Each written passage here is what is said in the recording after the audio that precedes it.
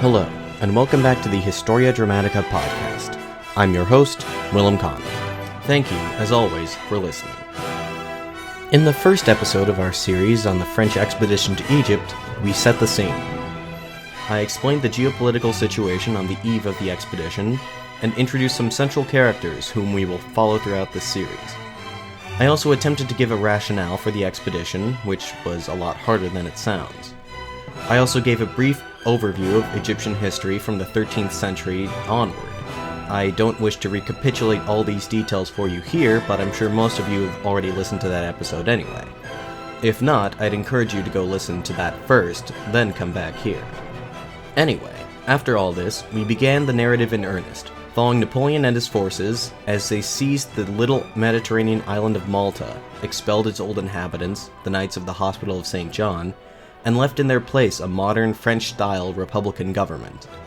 Having successfully exported the revolution to Malta, the expedition departed for Alexandria, Egypt, on June 19th.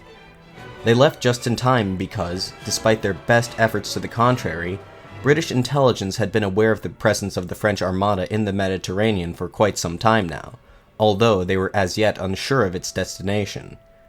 The British had a sizable naval force in the Mediterranean as well, but it was currently tied down fighting the Spanish, the French's allies.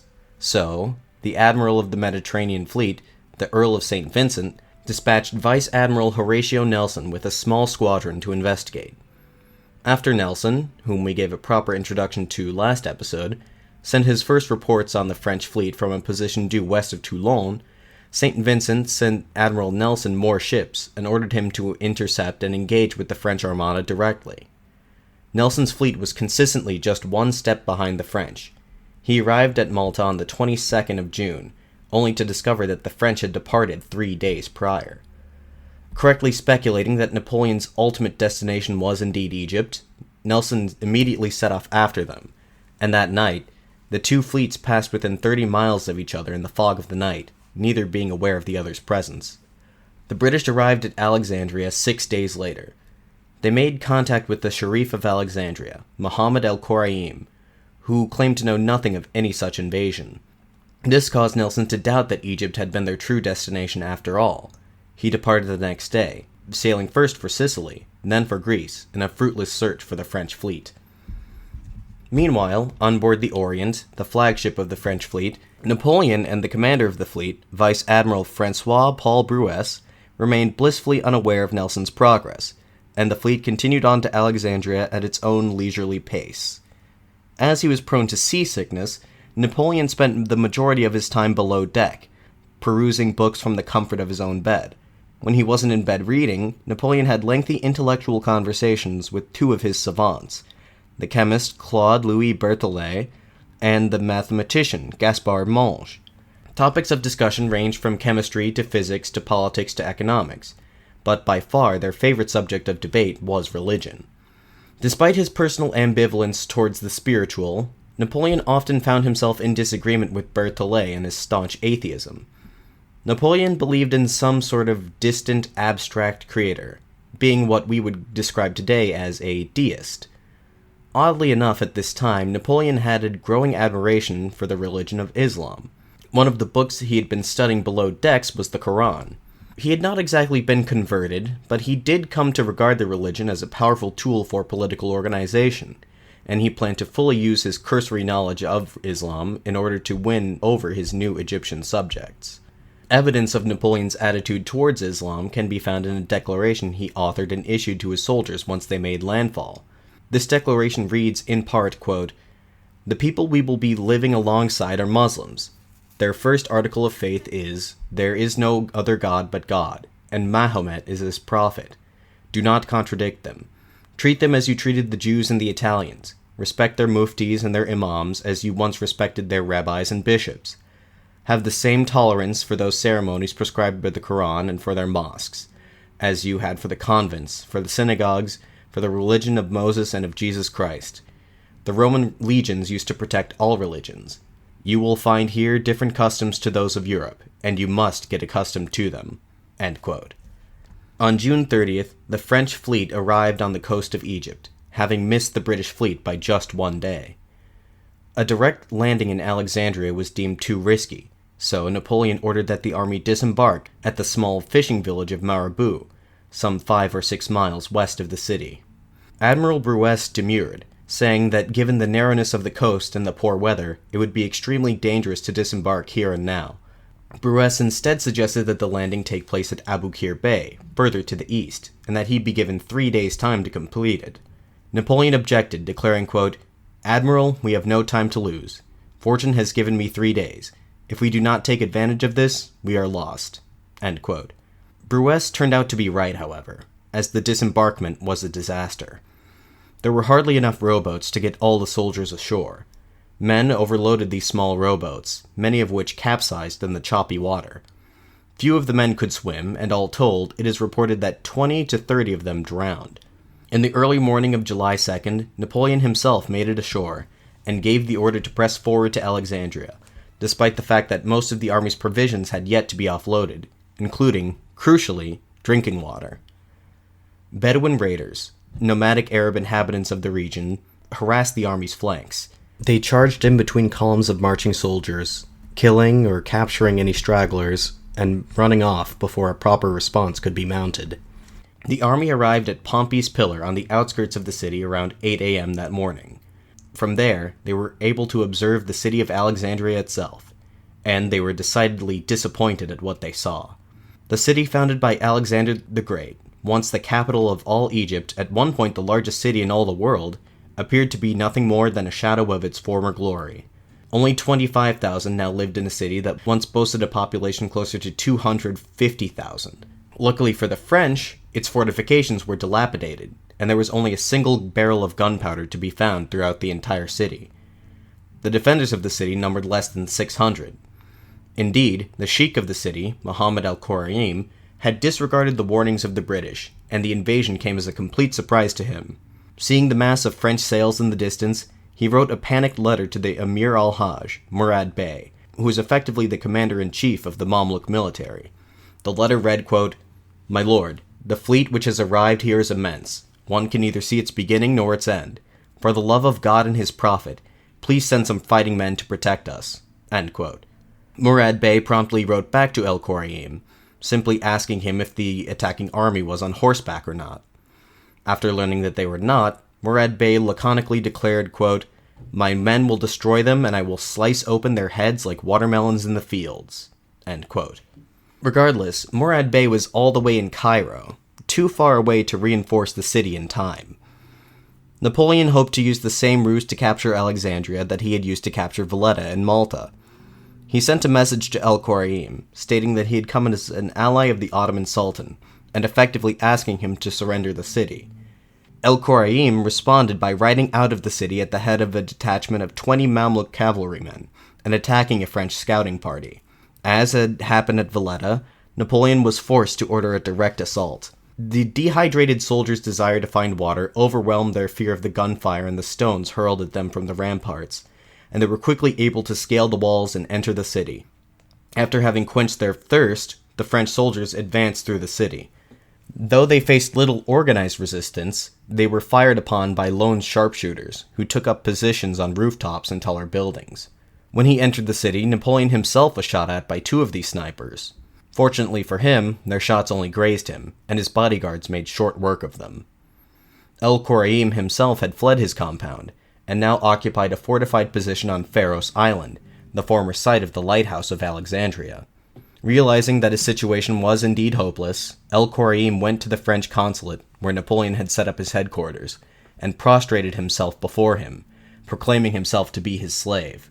Napoleon pardoned al-Quraim for the crime of resisting him, and allowed him to remain in an administrative capacity in the city, so as to more quickly restore order.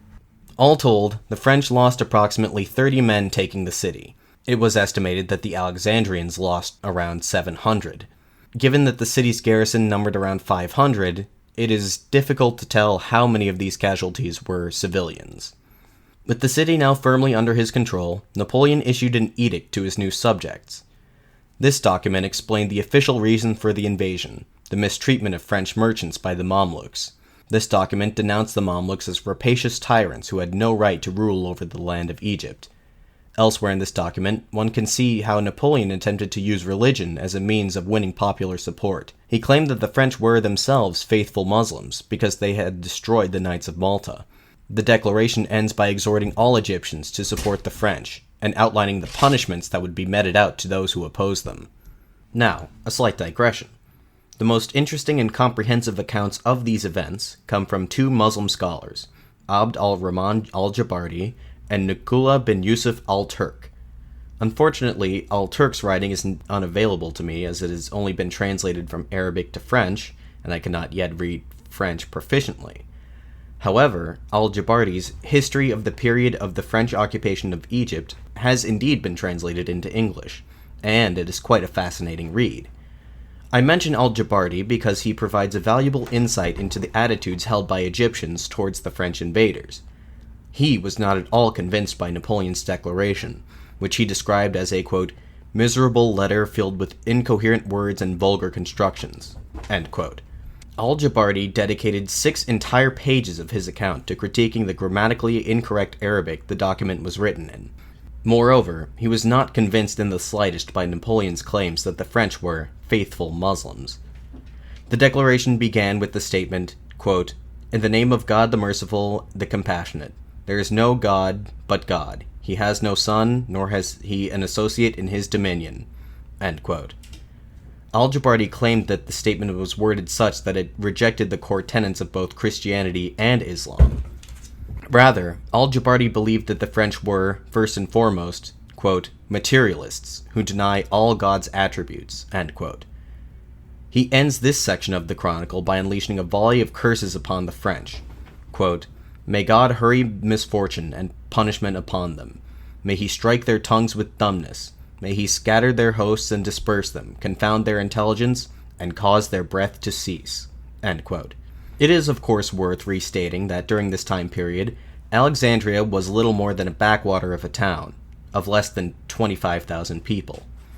The French soldiers were decidedly unimpressed at this city of ancient, dilapidated buildings and narrow alleyways, inhabited by feral dogs and plague victims. The capital city of Egypt had been, for the past 800 years or so, Cairo, some 140 miles to the southeast.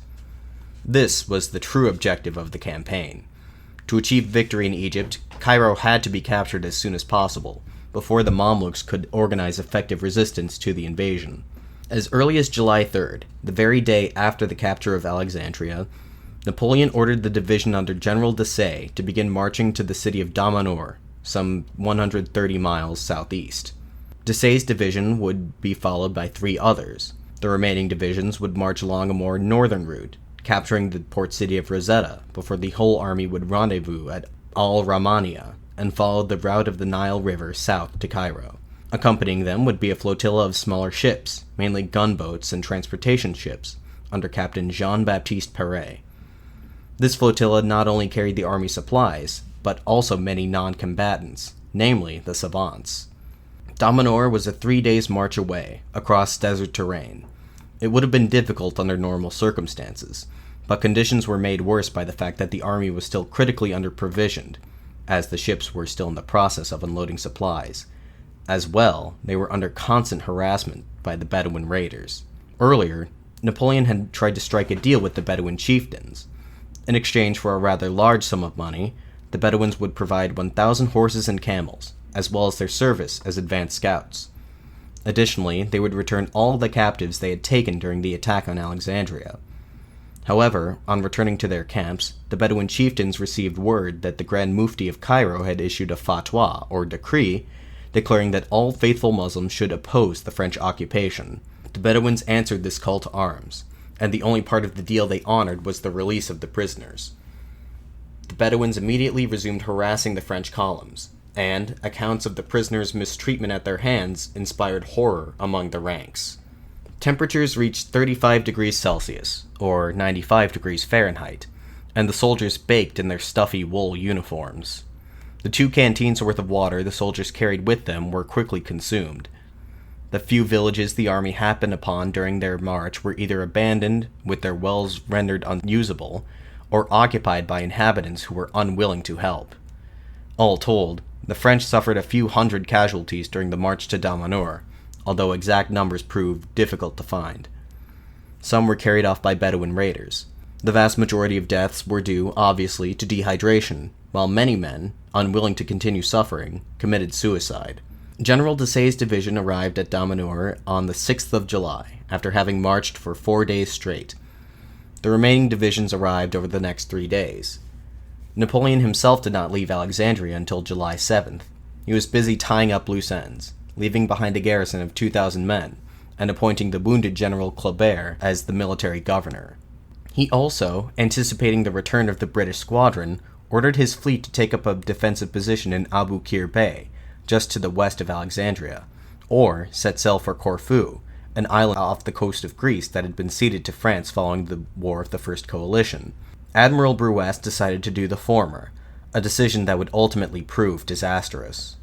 Napoleon arrived at Damanhur on July 8th to find his army on the brink of mutiny. He convened a council of the general staff soon after his arrival. The officers were furious with Napoleon for his perceived negligence in ordering the march. He witnessed 2 of his generals throw their hats to the ground and stomp on them in a fit of rage. Approaching the 2 officers, he singled out the taller of the 2, General Dumas, and accosted him, saying, quote, "Don't think your 5 foot 10 inches will prevent you from being hauled in front of a firing squad in only a few hours." End quote. Another officer, a cavalryman named Francois Mireur, was bold enough to confront Napoleon personally, launching into a lengthy tirade, not only blaming him for the suffering and deaths of his men, but condemning the entire expedition as a foolish endeavor that was doomed from the start, and proclaiming that all of these men had just died, only to satisfy Bonaparte's massive ego. Napoleon merely left the room without uttering a single word in reply. Mireur then mounted his horse and rode off into the night. He was found dead the next day, killed by a gunshot to the head. The official story is that he was ambushed by Bedouin raiders, but many suspect that he committed suicide, fearing the repercussions of his tirade. Giving the tired soldiers little time to rest, Napoleon soon ordered the army to march to al-Rahman, a small town directly on the Nile River.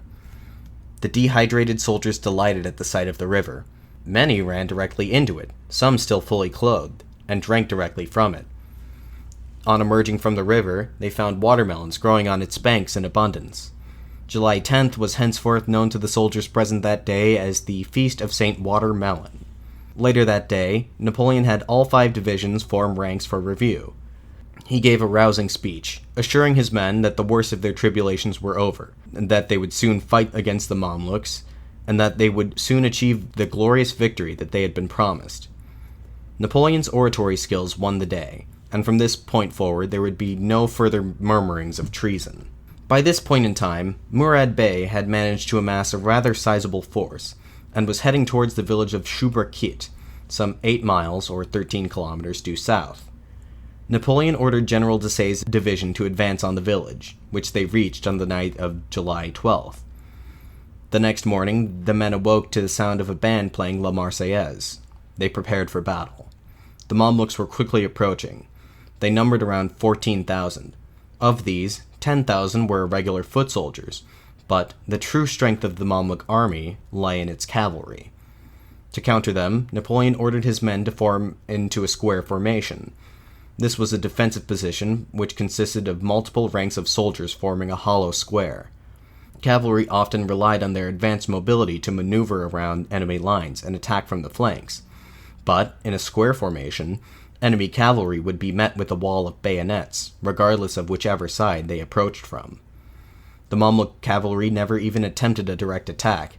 They spent a couple hours probing the French infantry squares for weaknesses, to no avail. Meanwhile, Captain Perret's flotilla, which was meant to travel alongside the ground forces, somehow became separated from them, and sailed directly into an ambush laid for them by the Mamluk fleet. After an initial bombardment, Mamluk fighters began to board the French ships. Napoleon's secretary Bourrienne, who was aboard one of these ships at the time, described the ensuing action in vivid detail. Quote, "Several of our ships were soon boarded by the Turks, and before our very eyes they began massacring their crews with barbaric ferocity, holding aloft their decapitated heads by the hair." End quote. Some of the savants attempted to make themselves useful during the fight, such as Gaspard Monge, who assisted in the reloading of the cannons. Meanwhile, Claude Berthollet filled his pockets with stones, intending to drown himself and avoid facing the enemy onslaught. He was stopped before he could carry this out, however, and was persuaded to take up arms. In the course of the battle, 3 of Perret's ships were lost to the enemy, and 20 sailors were killed. Eventually, one of the French gunboats was able to land a direct hit on the enemy flagship, resulting in a spectacular explosion. Seeing this, the Mamluk cavalry on land broke off their attack and made a full retreat. Napoleon did not have sufficient cavalry forces to chase down the retreating Mamluks, but he was still determined to bring his enemy to a decisive battle. The next day, he ordered the army to make for Cairo. On the 20th, after 6 days on the march, Napoleon learned that Murad Bey had taken up a defensive position at the town of Imbabe, a village on the outskirts of Cairo.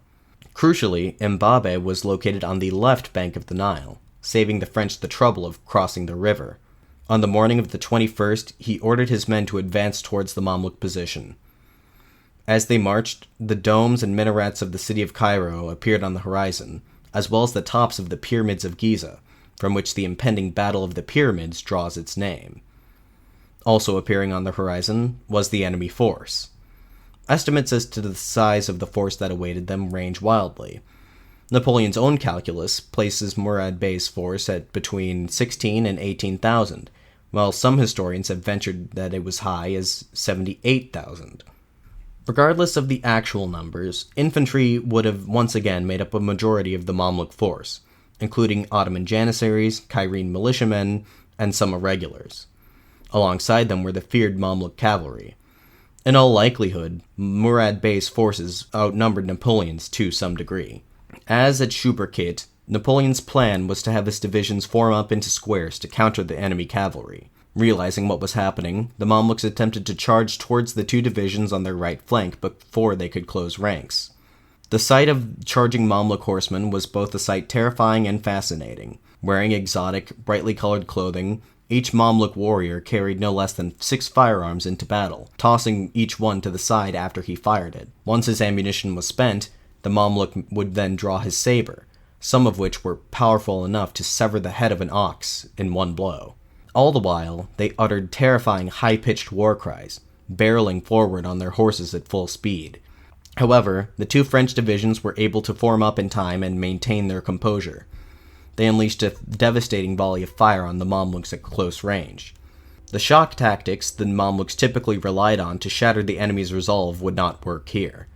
They were used to fighting other regional powers, or, more often than not, each other, but they had not yet encountered a modern European army such as the Army of the Orient. While an organized cavalry charge very well could have defeated the French, weary as their ranks were from dehydration and illness, the Mamluks, quote, simply rode, as soon as the order was given, as fast as they could, each man keener than the next to be first into the fray, each intent upon individual glory more so than collective victory. Instead of a charge, it became more of a race to the French positions. End quote. Wave after wave of Mamluks were gunned down as they raced forward. According to one French soldier who was present at the battle, quote, the number of corpses surrounding us was considerable. The clothes of dead and wounded Mamluks burned like tinder. End quote. As the stream of Mamluk horsemen slowed to a trickle, Napoleon ordered the 2 divisions on his left flank to advance on the village itself. After fending off an attack by the remaining Mamluk cavalry in the same fashion as before, these 2 divisions were able to storm the fortifications in the village, bayoneting their way through the enemy infantrymen who were defending it. According to Al-Jabarti, quote, the French acted as if they were following the tradition of the community of Muhammad in the early days of Islam, and saw themselves as fighters in a holy war. They never considered the number of their enemy to be too high, nor did they care whom amongst them was killed. End quote. At this point, the Mamluk forces began to break ranks. Many tried to cross the Nile in an attempt to flee to Cairo, and drowned in the pandemonium. Murad Bey and what cavalrymen he had left retreated south towards Giza, but not before ordering his flotilla on the Nile to be put to the torch to further impede the French advance. Murad Bey's final destination was the countryside to the south, from where he would continue to wage a guerrilla campaign against the French. Murad Bey's counterpart, Ibrahim Bey, along with his retinue, who were observing the battle from the opposite bank of the river, also turned and fled. They stopped first in Cairo to gather their families and personal effects, and then set off east, towards Syria. They were followed by a great many citizens of Cairo, who were induced to panic once they realized that the battle had been lost. The smoke of the burning Nile flotilla led some to believe that the enemy was razing the city to the ground. Refugees streamed out of the city and into the countryside. Many were robbed by Bedouins the second they set foot outside the gates of the city. In spite of the fact that they were only barely visible from the battlefield, the engagement at Mbabe on July 21st, 1798, is known to history as the Battle of the Pyramids. Over the years, the Battle of the Pyramids has enjoyed a greatly romanticized legacy, thanks in large part to Napoleon himself. Artwork of the battle depicts the pyramids as being far more prominent on the horizon than they were in reality. Napoleon's famous declaration, made before the battle, something to the effect of, quote, "Soldiers from the top of the pyramids, 4 centuries of history contemplate you," end quote, was, in all likelihood, a fabrication. There is a debate among historians as to whether the Battle of the Pyramids should be counted among Napoleon's greatest military victories, or as, quote, "an incident that was nothing more than a half-skirmish, half-butchery," end quote, over a tactically inferior force, which lasted no longer than 2 hours. Such concerns over posterity aside, the immediate after-effects of the battle cannot be debated, as the Army of the Orient occupied Cairo soon afterwards. French troops began to enter Cairo on July 24th. The city was seemingly deserted. The only sign of human habitation was the, quote, "frightened ululation of the women inside their harems," end quote. The French soldiers had very few good things to say about this city as well. Napoleon himself described the 500,000 inhabitants of the city as the, quote, "world's most ugliest rabble, all of whom displayed an appearance which, though it might conceal the gentlest of souls, presaged the slitting of throats, whether scowling or smiling," end quote. Another French officer had more to say on the matter. Quote, "Once you enter Cairo, what do you find? Narrow, unpaved, dirty streets, dark houses that are falling to pieces, public buildings that look like dungeons, shops that look like stables, an atmosphere of redolent dust and garbage, blind men, half-blind men, bearded men, people dressed in rags pressed together in the streets or squatting, smoking their pipes like monkeys at the entrance of a cave, a few women of their people, hideous and disgusting, hiding their fleshless faces under stinking rags and displaying their pendulous breasts through their torn gowns, yellow skinny children covered with suppuration, devoured by flies, an unbearable stench due to the dirt in the houses, a dust in the air, and the smell of food being fried in bad oil and in the unventilated bazaars." End quote. In the interest of fairness, Al-Jabarti had his own thoughts on the French and their customs. Quote, "Their women do not veil themselves and have no modesty. They do not care to cover their private parts. Whenever a Frenchman has to perform an act of nature, he does so wherever he happens to be, even in full view of people. They have intercourse with any woman who pleases them. They do not shave their heads nor their pubic hair. They never take off their shoes with which they tread upon filth, not even when they sleep. Among their repulsive habits is also their practice of spitting and blowing their noses on the furnishings. The streets and houses where the French lived were full of filth, infected earth mixed with bird feathers, the entrails of animals, garbage, the stench of their drinks, the sourness of their alcoholic beverages, their urine and excrement. It was such that a passerby was obligated to hold their nose." End quote. Napoleon set up his headquarters at the home of a wealthy Mamluk named Elfi Bey. From here he sought to reorganize the administration of Cairo, a task he soon would find to be more difficult than he had expected. Before entering the city, Napoleon made his usual overtures to the civil and religious authorities of Cairo, making his assurances that he had only the noblest of intentions, that he was a friend to the Muslim people, and what not. He also told them of his intentions to form a divan, which they consented to. The divan would be a council consisting of 9 local elites, to be headed by a French commissioner. Ideally, the divan was to administer the city autonomously, and instill democratic ideals among the people of Cairo. Ultimately, though, the divan was to accomplish very little. The real authority lay with a 5-man military government under General Dominique Martin Dupuy, and a local man, an ethnic Greek named Barthélemy, who was appointed as chief of police. The men appointed to run the divan feared Mamluk reprisals, and only had a vague conception of Western democratic ideals. Napoleon grew increasingly frustrated with their lack of cooperation. He wrote back to the Directory, quote, "Egypt is richer than any other country in the world, but its people are in a state of utter barbarism." End quote. Around that time, news reached Napoleon that his wife Josephine had rekindled an affair with an old flame, an army officer named Hippolyte Charles. This only compounded Napoleon's despair, and he made plans to abandon the campaign and return to France that winter. On August 13th, however, he received an even more devastating piece of news that would change these plans and alter the course of the Egyptian campaign as a whole. After departing from Alexandria on the 22nd of June, Horatio Nelson's search for the French had proved fruitless. His squadron scoured the eastern Mediterranean for little over a month to no avail. Finally, on July 28th, Nelson caught a break. During a stop at the Greek port of Coron, he had been informed by local Ottoman authorities that the French were indeed in Egypt. Eager to rectify his mistake, he immediately ordered the fleet to make for the Egyptian coast. At around 1 in the afternoon on the 1st of August, the vanguard of Nelson's squadron, the HMS Zealous, spotted the French fleet anchored in Aboukir Bay. What they saw was a total of 13 ships of the line, all anchored in a diagonal line across the coast, their heaviest armaments facing the open sea. In addition to the ships of the line, there were 4 smaller frigates anchored closer to the coast, as well as a number of gunboats anchored by the docks.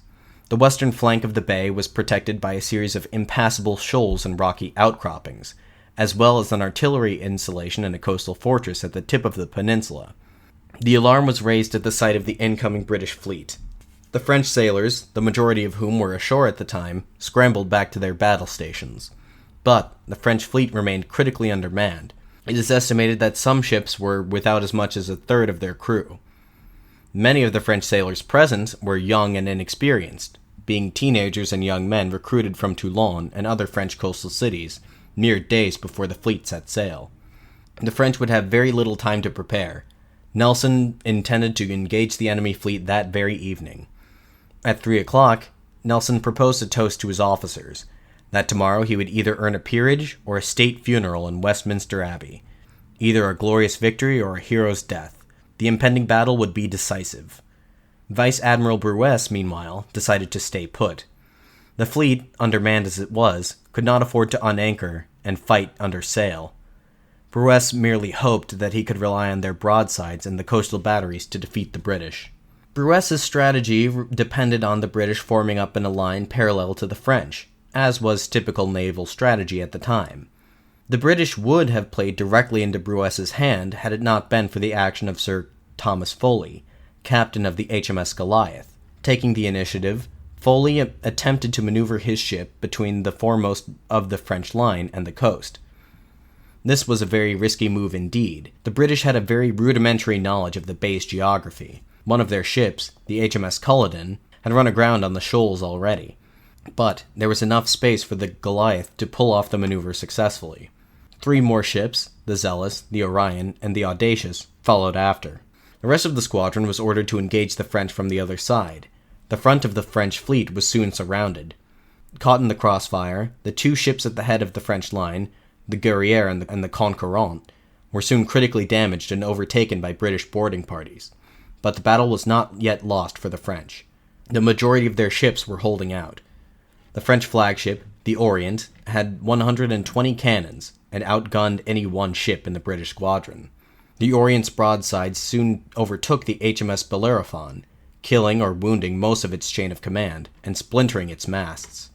Eventually, the crew was too busy dousing fires to continue firing the cannons, and the ship merely drifted aimlessly southwards. 2 more ships, the Alexander and the Swiftshire, took the Bellerophon's place and opened fire on the already damaged Orient.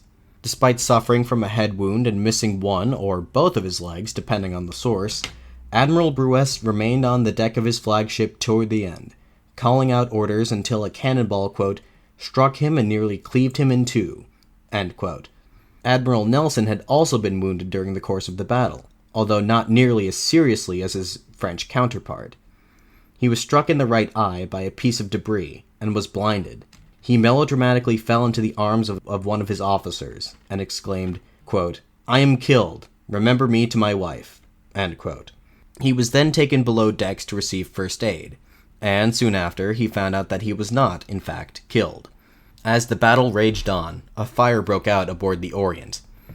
Observers watched as it quickly got out of control and spread across the deck and up the masts. 1 hour after the fire broke out, the blaze reached the stores of gunpowder that were stored below deck.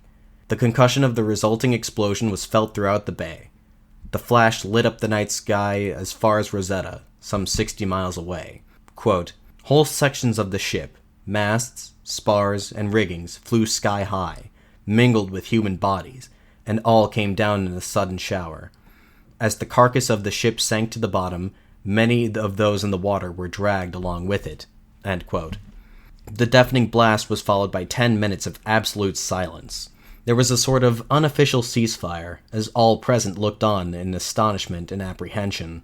When the battle picked up again, the outcome was all but assured. The French continued to put up resistance until 4 o'clock the next morning. It was around that time that Pierre-Charles Villeneuve, now the highest-ranking naval officer in the French fleet after the death of Brousse, decided to cut his losses. By this time, only 4 French vessels remained intact: 2 ships of the line, the Guillaume Tell and the Généreux, and the frigates the Justice and the Diane. Taking advantage of a change in the winds, Villeneuve ordered his remaining ships to escape from the bay. Admiral Nelson decided not to give chase.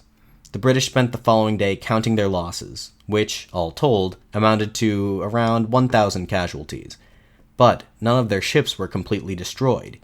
Even the Bellerophon, though heavily damaged, was still mostly intact, and would see service again. The French, on the other hand, lost between 2,000 and 5,000 men, and their fleet had been absolutely decimated. With their victory at what is now dubbed the Battle of the Nile, the British achieved naval supremacy in the Mediterranean. After spending 2 weeks undergoing repairs, Nelson left Aboukir Bay and docked in the city of Naples, where he received a hero's welcome. He left behind a sizable squadron to blockade Egypt, and he sent another detachment to dislodge the French from Malta. Upon receiving news of the Battle of the Nile, nearly 2 weeks after the fact, Napoleon is reported to have exclaimed, quote, "Unfortunate Brousse, what have you done?" End quote. The entire French fleet, with the exception of 4 ships, had been annihilated. The British blockade severely limited Napoleon's options. No longer could he easily evacuate his troops, nor could he send to France for reinforcement. Napoleon's plan to spend the winter in France was dashed. Historians tend to assert that the Battle of the Nile condemned the Egyptian campaign to failure, but Napoleon did not share this view at that time. At a meeting of his officers, he declared, quote, "We are perhaps destined to change the face of the Orient and place our names beside those which are recalled with the most brilliance from ancient history. We must remain in these lands, or leave them, having become as great as the men of ancient times." End quote. Such rhetoric served to save his army from despair, but privately, Napoleon must have realized that the campaign was all but lost. Bourrienne writes, quote, "The catastrophe of Aboukir came like a thunderbolt on the general-in-chief. In spite of all his energy and fortitude, he was deeply distressed by the disasters which now assailed him. He had measured the fatal consequences of this event at a single glance." End quote. And that is where I will end the narrative for today. With Napoleon's prospects looking dimmer and dimmer, tune in 2 weeks from now to watch Napoleon's attempt to forge a new empire for himself in the Mediterranean, or die trying. As always, if you have comments, concerns, questions, etc., you can send them to me via my email, historiadramaticapod@gmail.com. Alternatively, feel free to address such things to me on Twitter or Facebook, links to which will be in the episode description. Until 2 weeks from now, this has been the Historia Dramatica podcast. I'm your host, William Connor, signing off.